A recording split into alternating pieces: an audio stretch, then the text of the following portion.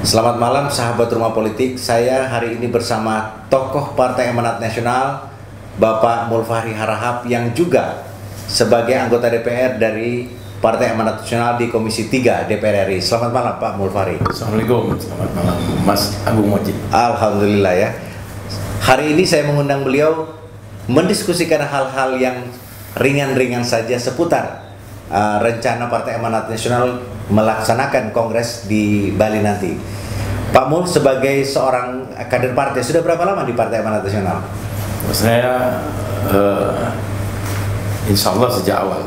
Sejak awal ya? Artinya sejak awal partai ini didirikan oleh Pak Amin. Saya sudah bersama-sama. Saya ikut juga deklarasi yang gegap gempita itu yang dilaksanakan di Istana Olahraga atau Istora yang menandakan lahirnya sebuah era baru dalam kehidupan politik di tanah air. Jadi saya kira lahirnya PAN waktu itu merupakan awal dari sejarah baru kehidupan politik di tanah air. Kita masuk ke era reformasi dan PAN sebagai partai yang lahir dari rahim reformasi itu mulai berkiprah sejak tahun 98 dan saya sudah bersama-sama sejak saat itu. Nah, setelah bergabung, setelah bersama Pak Amin di Partai Amanat Nasional, berapa lama proses politik sehingga mengantarkan Pak Mulfahri menjadi anggota DPR? Ya, PAN itu tahun 98 didirikan untuk menghadapi pemilu yang segera dilakukan setelah itu, yaitu tahun 99.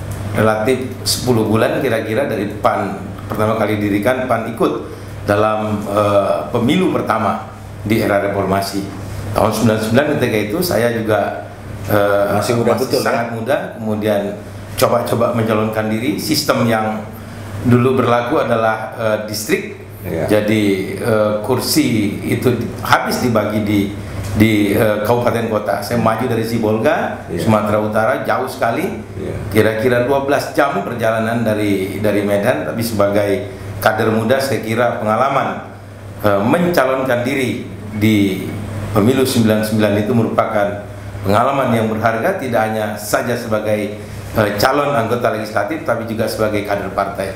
Saya berkesempatan untuk ketemu banyak pengurus di tingkat paling bawah dan saya kira semangat 99 itu adalah sesuatu yang selalu membuat kita optimis bahwa PAN ke depan, saat itu PAN ke depan akan bisa lebih baik dari waktu ke waktu. Tapi Pak Mulfahri terpilih pada pemilu 2000. Nah, 99 saya ikut, kemudian gagal. Waktu itu Sumatera Utara kita dapat 2 kursi. Pemilu 2004 saya maju. Waktu itu sistemnya nomor urut. Kemudian saya maju dari sistemnya juga sudah berubah. Sumatera dibagi ke dalam 3 daerah pemilihan, Sumut 1, Sumut 2, Sumut 3. Kemudian saya dipercaya oleh partai untuk maju dari Sumut 1 yang meliputi Medan, Deli Serdang, Tebing dan Sedang Bedagi. Tapi 2004 saya terpilih untuk 1 periode, kemudian 2009 maju dengan sistem yang kurang lebih sama dengan tahun 99 itu, kalah karena memang tidak berhasil mengumpulkan suara yang cukup jumlahnya, dan saya istirahat 1 periode. 2014 ini kembali lagi ke Senayan. Jadi saya kira soal seperti itu biasa saja dalam. Jadi Pak Mulfahri membuktikan bahwa politisi itu tidak ada matinya ya. Berjuang di partai ini kan bukan urusan sebentar. Iya. Berjuang di partai bukan urusan yang bisa selesai dalam waktu 5-10 tahun.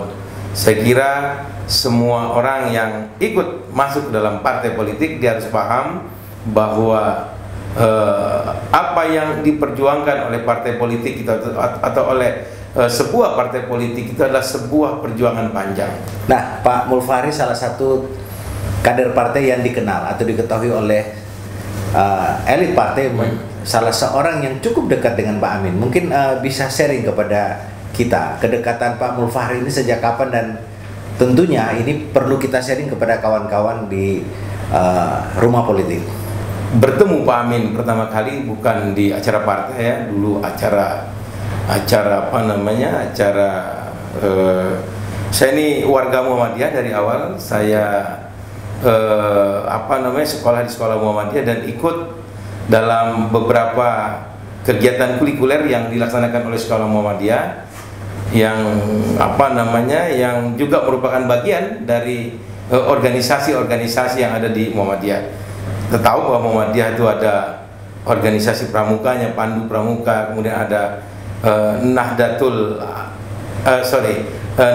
Aisyah untuk NA, untuk untuk gadis-gadis muda yang aktif di Muhammadiyah, ada Aisyah untuk ibu-ibunya, kemudian ada juga Tapak Suci untuk anak-anak usia sekolah, anak-anak muda tentunya, untuk ikut beraktivitas di cabang olahraga silat.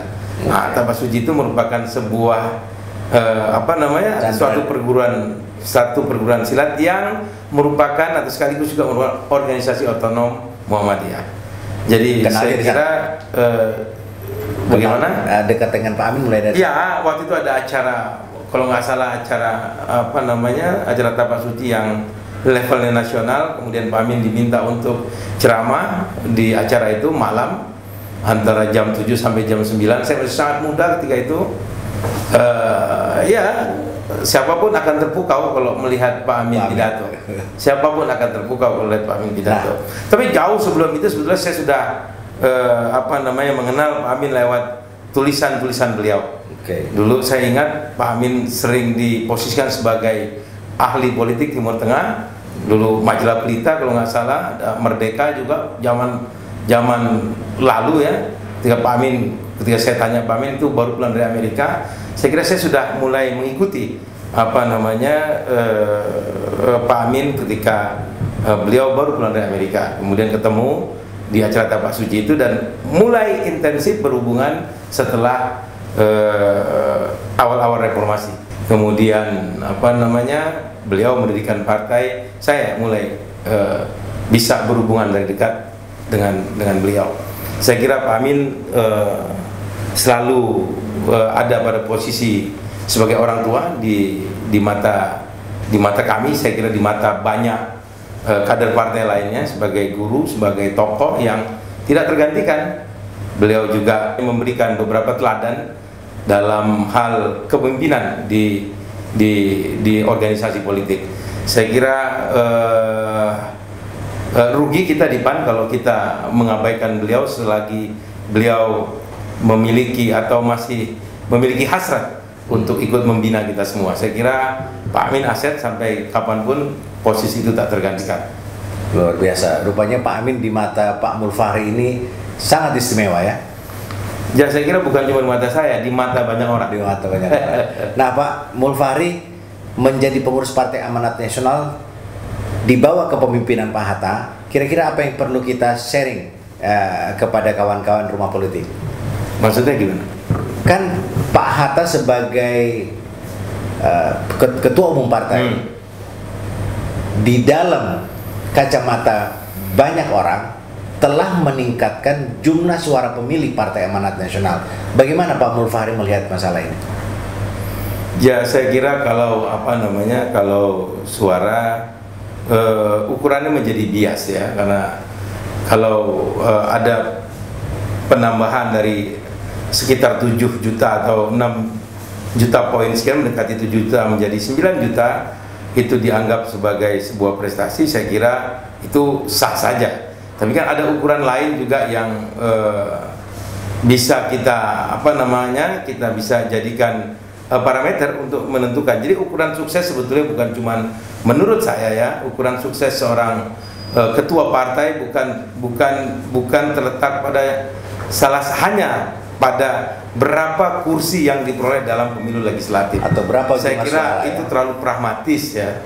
Itu terlalu pragmatis. Kalau sebuah partai politik menilai kinerja ketua umumnya hanya dari berapa suara yang diperoleh dalam pemilu legislatif berapa, saya kira itu terlalu pragmatis. Seorang ketua umum partai harus dinilai dari semua aspek. Partai adalah sebuah gerakan politik, partai adalah sebuah gerakan untuk membangun peradaban.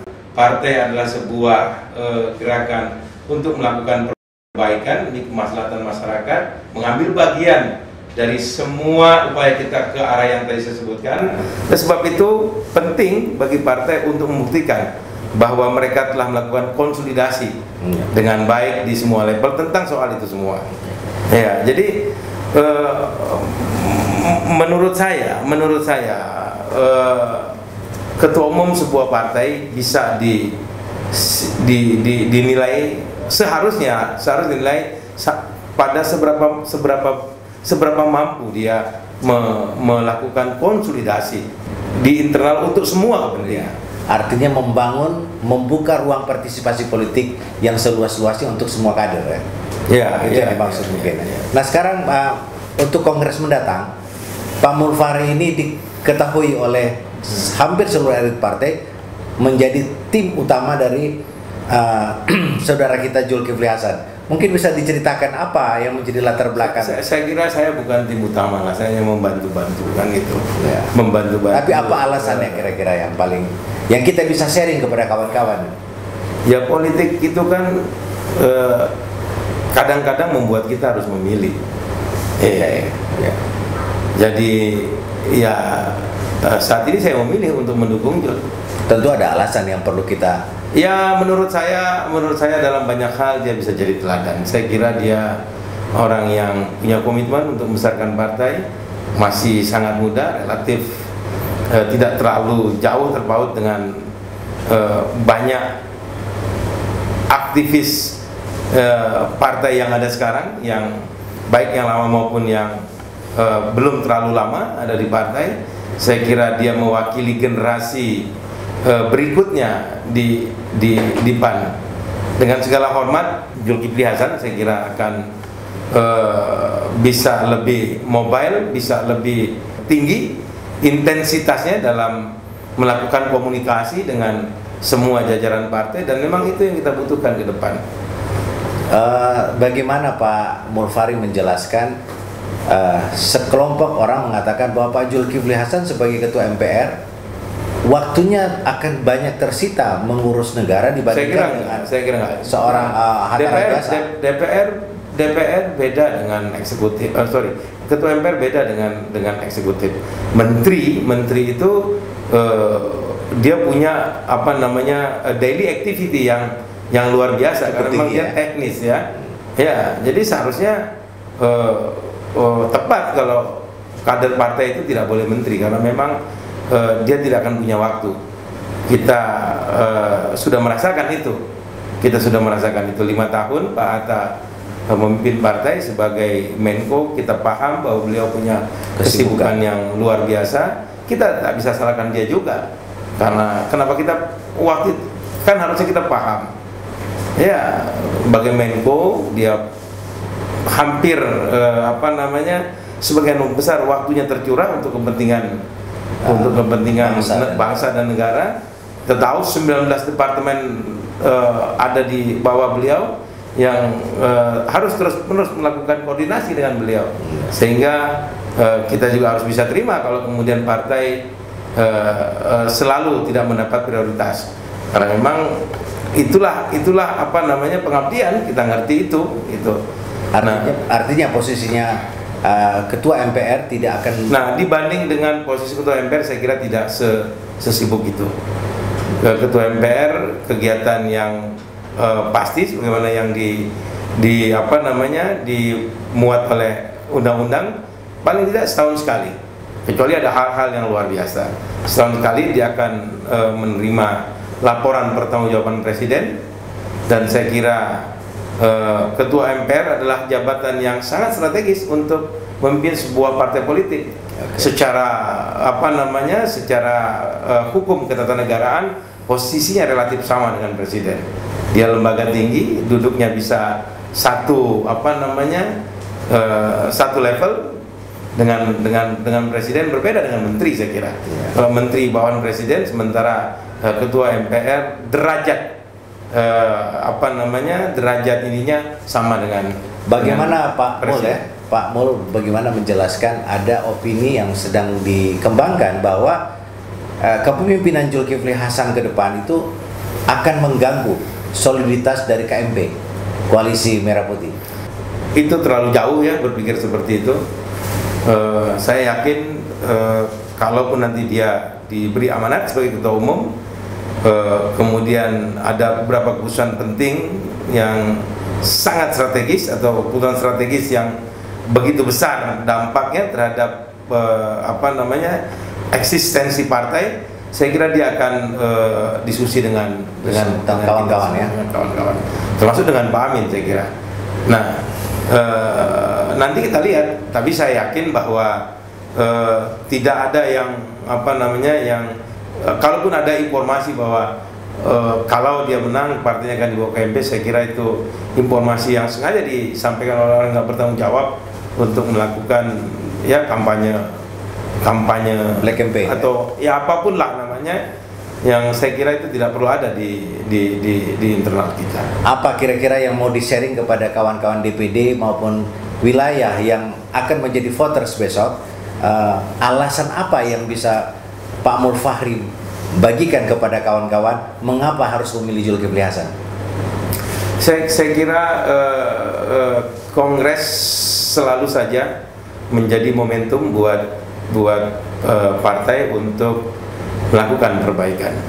Jadi kita sudah lihat bagaimana kepemimpinan yang lalu, 5 tahun yang lalu, dan saya kira banyak ketidakpuasan, ada kekurangan di sana sini tanpa perlu menyalahkan siapapun. Saya kira itu sebuah situasi yang kita harus koreksi ke depan. Nah, cara mengoreksinya seperti apa? Saya kira cara mengoreksinya adalah memilih pemimpin yang baru, memilih pemimpin yang relatif punya mobilitas tinggi, punya komitmen tinggi, kemudian saya kira jabatan ketua MPR juga sebagai sesuatu yang strategis, ada benefit politik yang bisa kita raih kalau ketua partai kita sekaligus juga ketua MPR, karena ketua MPR itu leverage politiknya tinggi sekali, dan saya kira posisi atau wibawa politik kita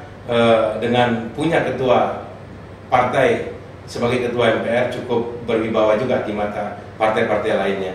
Nah, ini kesempatan kita untuk melakukan perubahan. Saya kira ya berpulang kepada teman-teman. Kalau memang peluang ini tidak mau dimanfaatkan, ya nanti kita akan mendapati sebuah situasi yang saya kira mungkin jauh lebih sulit dari situasi 5 tahun yang lalu. Saya kira inilah kesempatan kita untuk menatap sebuah perubahan. Saya yakin kepemimpinan yang baru akan bisa membawa PAN sebagai sebuah kekuatan politik yang diperhitungkan di tanah air. Saya yakin kalau kepemimpinan yang baru nanti terbentuk, kemudian mengakomodir seluruh kader yang ada yang memang memiliki kompetensi, kapasitas, kapabilitas untuk ikut bersama-sama mengurus partai, insya Allah posisi 3 besar dalam pemilu yang akan datang ada dalam jangkauan kita.